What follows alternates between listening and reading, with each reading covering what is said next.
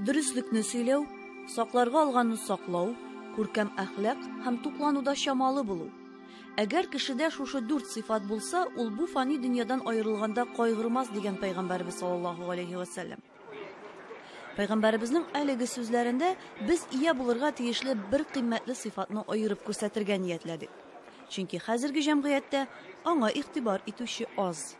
Пәйгамбәрбез саллаллаһу алейхи ва сәллям әйтеп калдырды.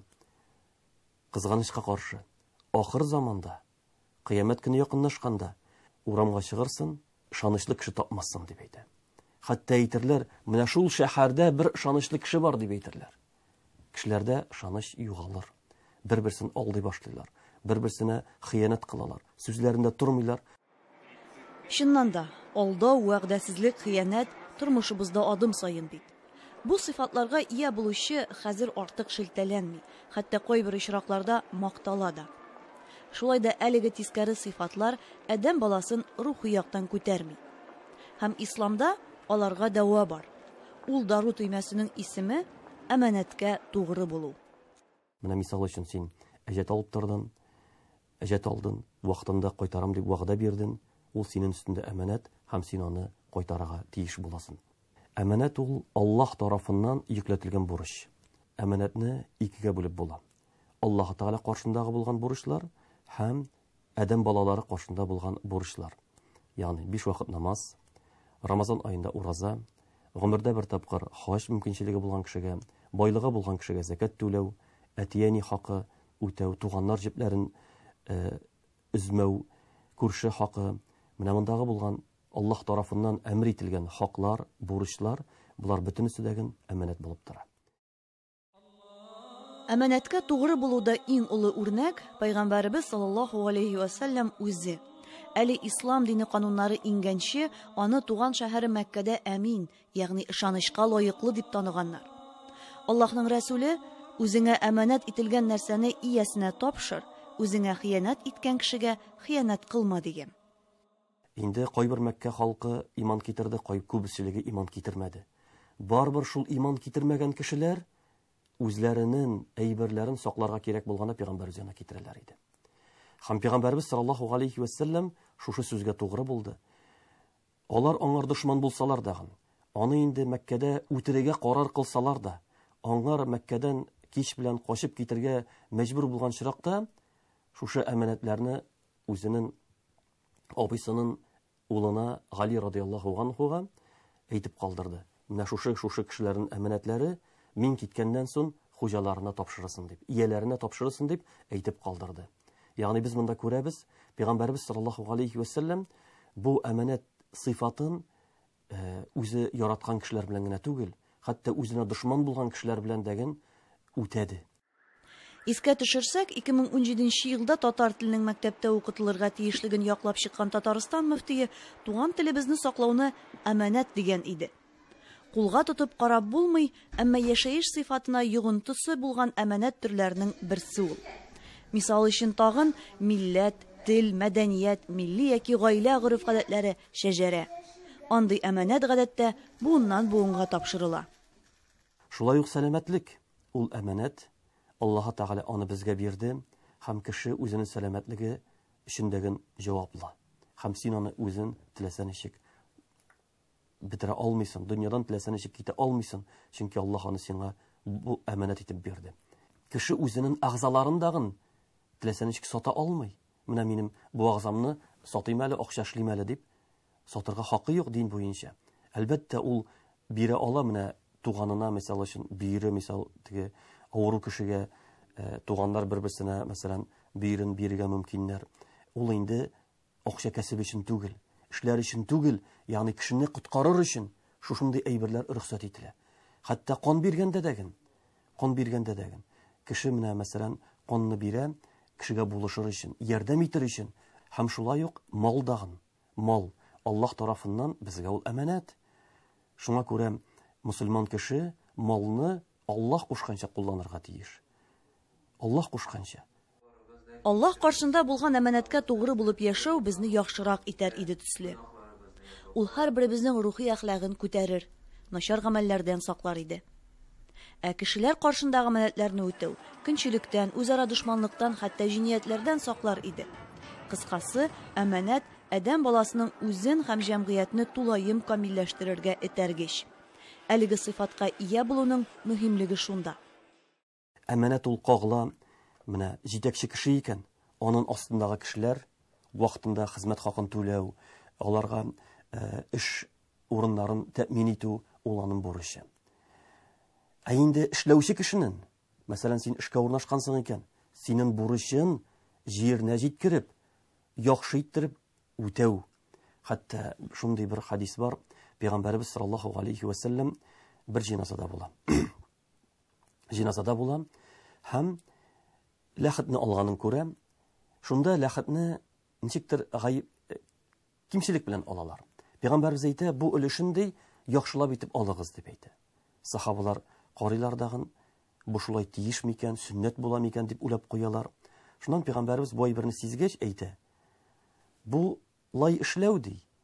Мәйеткә бер файда да китерми, зыян да китерми ди. Ягъни ләхетнең шул җирен камил итеп алу, мәйеткә бер нинди файда да, зыян да китерми ди. Әмма ләкин Аллаһ Тәгалә әгәр дәген адәм баласы бер гамәлне эшләсә, җиренә җиткереп эшләгәнне ярата ди. Менә Пәйгамбәрбез безгә үрнәк күрсәтә. Ягъни җир астында кала торган, күренми торган әйберне дәген җиренә җиткереп эшлә. Күренекле галимебез Ризаэддин Фәхреддин балаларның ата-анага әманәт итеп бирелүенә басым ясап, балаларыгыз өчен мал җыеп, тәрбияләрен ташламагыз, бәлки малны аларның тәрбияләре юлына сарыф итегез дип киңәш язган. Хәтта шундый әйтемдәгем бар.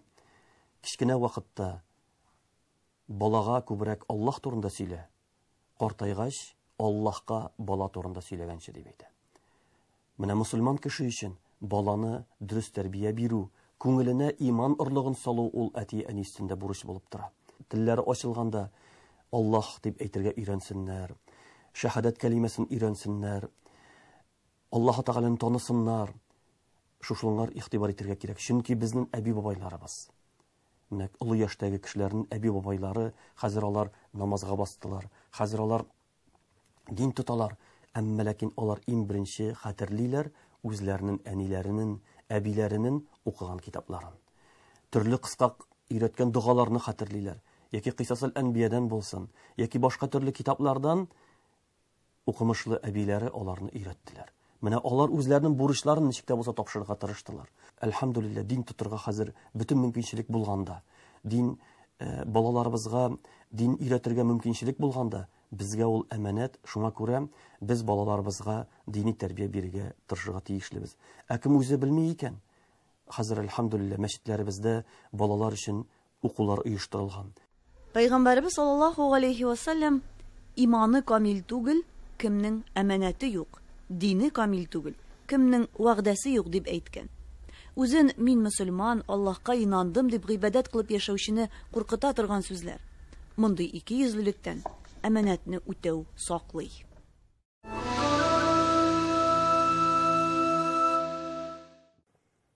أعوذ بالله من الشيطان الرجيم بسم الله الرحمن الرحيم ويستعجلونك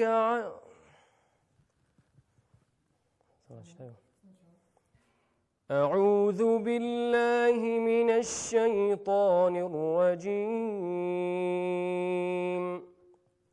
بسم الله الرحمن الرحيم ويستعجلونك بالعذاب ولولا أجل مسمى لجاءهم العذاب وليأتينهم بغتة وهم لا يشعرون يستعجلونك بالعذاب وإن جهنم لمحيطة بالكافرين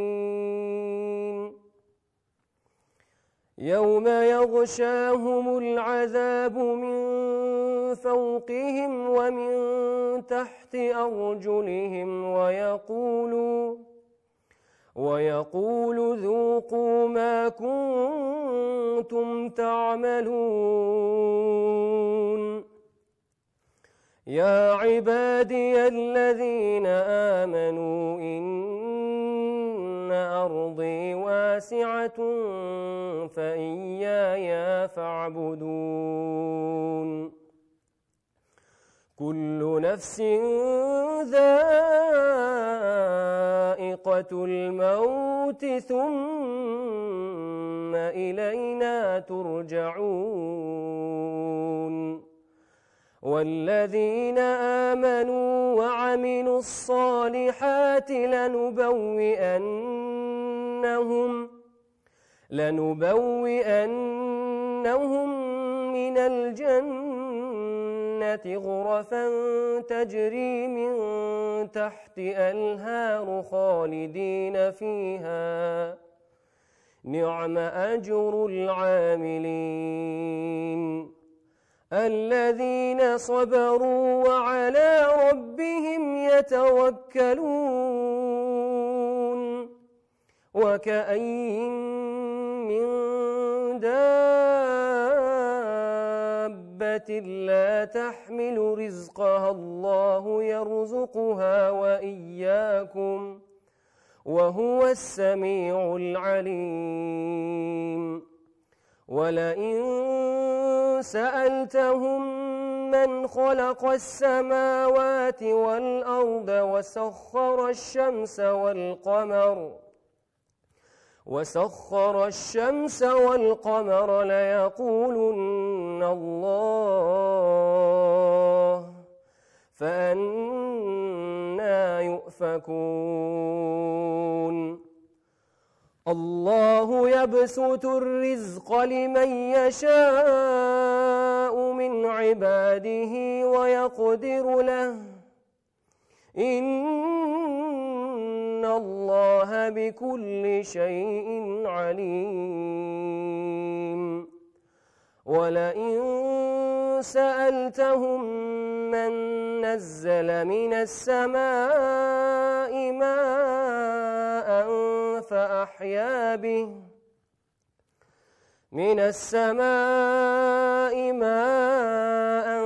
فأحيا به الأرض من بعد موتها ليقولن الله قل الحمد لله بل أكثرهم لا يعقلون وما هذه الحياة الدنيا إلا له ولعب وإن الدار الآخرة لهي الحيوان لو كانوا يعلمون صدق الله العظيم.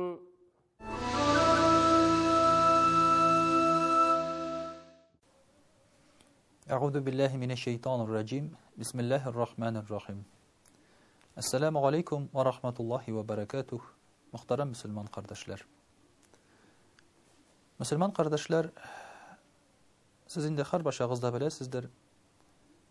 Ha kişi günah kılmış hatıra almay. Hem de her birimiz de özümüzni günahlı bende dep atıyız. Kimdir mal uğurlay, kimdir gıybet söyleşe, kimdir hatta can alучылар da var. Lakin muhterem kardeşler, her bir günahның da булырга тиеш нигезе.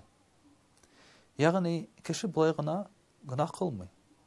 Günahка итерә торган бер нәрсә булырга тиеш. Безнең мәсәлән дәүләт системасында, судлар системасында кешене günahка яки җинияткә нәрсә этәргәнен алай артык тикшереп тормыйлар. Үтергән икән, димәк, үтергән өчен жаза бирәләр. Әмма ислам дине җинаятның үзенә генә жаза биреп калмый, ә шушы җинаяткә китерә торган сәбәпләрне дә карый. Һәм җинаятьне булдырмыйм дисәң, аның сәбәпләрен дә булдырмаска кирәк. Димәк, әгәр дә кешене гынахтан туктатырга кирәк булса, шушы гынахны чыгаручы сәбәпләрне туктатырга кирәк. Менә без гел әйтәбез. Хәзер дөнья үзгәрде. Явыз кешеләр күбәйде, яман кешеләр күбәйде. Кеше урлый, талый дибез, мал җыя дибез, нәфес белән яши дибез. Ә буларның сәбәпләре нәрсәдә икән соң? Мөхтәрәм кардәшләр, әгәр дә без динебез өйрәткән һәм дә ки динебездә булган риваятләргә карасак, шундый бер нәтиҗәгә киләбез. Динебездә иң беренче гынах эшләнде шайтан тарафыннан. Эшләнде ул гынах Аллаһы Тәгаләгә буйсынмау гынахы. Ягъни Аллаһы Тәгалә әмер бирде, ә шайтан бу әмергә буйсынмады. Сәбәбе нәрсәдә иде соң? Әгәр дә диққат белән карасак, сәбәбе аның көнчелектә ята иде. Мәсәлән, фәрештәләргә Аллаһы Тәгалә әмер бирде Адәм галәйһиссәламгә баш иергә. Адәм галәйһиссәлам әле балчык булып яткан хәлендә. Һәм дә инде бөтен фәрештәләр дә баш игәндә, шайтан, иблис баш июдән баш тартты. Мин аннан яхшырак диде. Ул балчыктан, мин уттан яратылган диде. Шуңа күрә баш имим диде. Мөхтәрәм кардәшләр, шушы сүзләрне әйтергә нәрсә этәрде соң аны? Этәрде көнчелек. Мин шундый белемле, гыйлемле, күп гыйбадәт кыла торган булып та, ул әле генә барлыкка килгән җан иясенә фәрештәләр баш ия хөрмәт күрсәтә, ә миңа хөрмәт күрсәтмиләр. Алай гына түгел, әле мин дә аңа баш ияргә тиеш дигән уй килде шайтанның башына. Җирдә кылынган беренче гынах шулай ук көнчелек аркасында килеп чыкты. Мәсәлән, без беләбез тарихны Кабил белән Хабил, Адәм галәйһиссәламның ике улы. Кабил Хабилдән көнләште. Төрле сәбәпләр белән әйтәләр. Берәүләр әйтәләр, аның корбаны кабул булганга күрә диләр. Берәүләр әйтәләр, Кабилгә ошаган кызы туры килгәнгә күрә диләр. Ләкин аның инде хәзер сәбәбе мөһим түгел. Көнләште. Һәм шушы көнләшү сәбәпле ул алды да таш белән сугып үзенең бер туганын үтерде. Аннан соң әлбәттә ул моңа бик үкенде, кайгырды, нишләргә белмәде. Әмма җир йөзендә беренче кан түгелде көнчелек сәбәпле. Менә бүген дә күп кенә кылынган гынахларыбызның нигезендә көнчелек ятмый микән? Мәсәлән, мөхтәрәм кардәшләр, безнең күңелебездәге явызлыкның нигезендә көнчелек ятмый микән? Чыннан да бит. Телевизорны карыйбыз да, сүгенәбез, явызлык уяна күңелебездә. Урамнан берәрсе яхшы машина белән үтеп китсә, урлаган, талаган дип, тегеләй булай дип артыннан әйтеп калабыз. Әлеге дә баягы явызлык кузгала. Бер туганнар зак кына аралашмый, сөйләшмичә йөриләр. Моның да нигезендә көнчелек ятмый микән? 90% шушы гынахларның нигезендә көнчелек ята, мөхтәрәм кардәшләр. Чөнки син көнләшәсең бер туганыңнан, уңышлырак булганга күрә. Көнләшәсең урамда үтеп барган кешенең иномаркасыннан, чөнки синдә юк ул. Көнләшәсең күршеңнең капкасыннан, кыймасыннан. Көнләшәсең кемнеңдер матуррак булуыннан, кемнеңдер әйбәтрәк сөйләшүеннән, кемнеңдер дәрәҗәсеннән, кемнеңдер балалары тәүфиклы, иманлы булудан. Көнләшкән кешегә сәбәп җитәрлек. Һәм менә шуның аркасында күңелебездә безнең туа ачу явызлык. Кеше бөтен дөньяга ачулы була. Нәрсәгә? Бөтен кеше әйбәт яши, бөтен кешедә бөтен әйбер бар, миндә генә юк дигән менә шушы хис тыйгы килә аңа. Аллаһы Тәгалә Коръәни Кәримдә Фәләк сүрәсендә безгә әйтә: сакланыгыз Аллаһы Тәгаләдән, ягъни Аллаһы Тәгалә белән сакланырга куша, аның ярдәме белән нәрсәләрдән? Шушы әйберләрнең берсе: "Ва мин шәрри хасидин иза хасад." Көнләшкән хасадлык кешенең хасадлыгыннан. Димәк, бу көнчелек әле ул башка кешегә тәэсир итә икән. аның зыяны бар икән күрәсең. Әгәр дә мәсәлән синең әйбереңә берәрсе көнләшсә, сиңа зыян килергә мөмкин икән. Менә бит аның хәтерлеге тагын нәрсәдә. Ярар, көнләшкән кеше үзе генә йөрсен шунда ачуланып, явызланып дибез. Ләкин алай гына булмый икән, мөхтәрәм кардәшләр. Менә шуңа күрә дә көнчелек зыян китергәнгә күрә Аллаһы Тәгалә аны тыя. Кешенең үзенә зыян китергәнгә күрә, башка кешегә зыян китергәнгә күрә.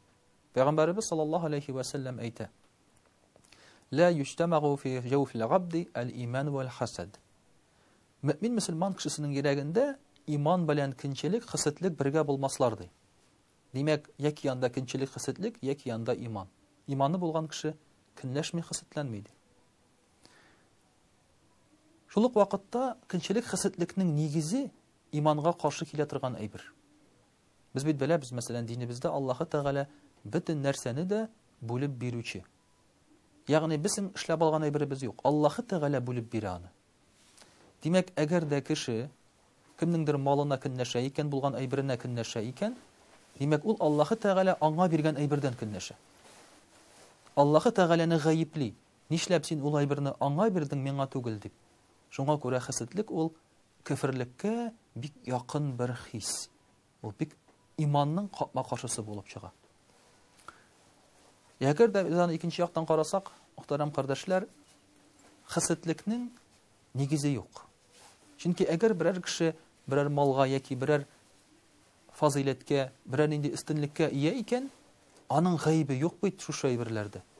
Нәрсәгә көнләшергә, нәрсәгә кызыгырга. Ләкин хәсәтлекнең яхшы ягы да бар. Мәсәлән, кеше әйберен күреп, үзеңдә шул әйберне булдырырга тырышу. Моны ак көнчелек диләр, ә кайберәүләр моны гомумән көнчелеккә санамыйлар. Бу үсергә ярдәм итә, үзеңгә эшләргә тырышырга ярдәм итә, булмаган әйберне булдырырга ярдәм итә. Мәсәлән, берәр кешенең гыйлеме бар икән, аның гыйлемен карап, син дә гыйлемле буласың. Берәр кеше күп эшли икән, син дә карап күп эшлисең. Коръән ятлый икән, син дә карап Коръән ятлыйсың.